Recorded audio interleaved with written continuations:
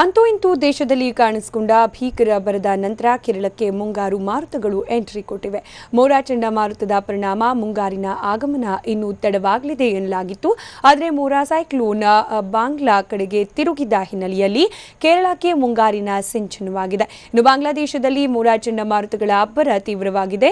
ಗಂಟೆಗೆ 117 ಕಿಲೋಮೀಟರ್ ವೇಗದಲ್ಲಿ ಬೀಸ್ತಾ ಇರುವ ಮಾರುತಗಳು ದೊಡ್ಡ ಅವಾಂತರವನ್ನೇ ಸೃಷ್ಟಿಸಿವೆ. ಈ ಹಿನ್ನೆಲೆಯಲ್ಲಿ ಸೂಕ್ಷ್ಮ ಪ್ರದೇಶದಲ್ಲಿರೋ ಜನರನ್ನ ಸ್ಥಳಾಂತರ ಮಾಡಲಾಗಿದ್ದು, ಮೀನುಗಾರರು ಸಮುದ್ರಕ್ಕೆ ಇಳಿಯದಂತೆ ಸೂಚಿಸಲಾಗಿದೆ.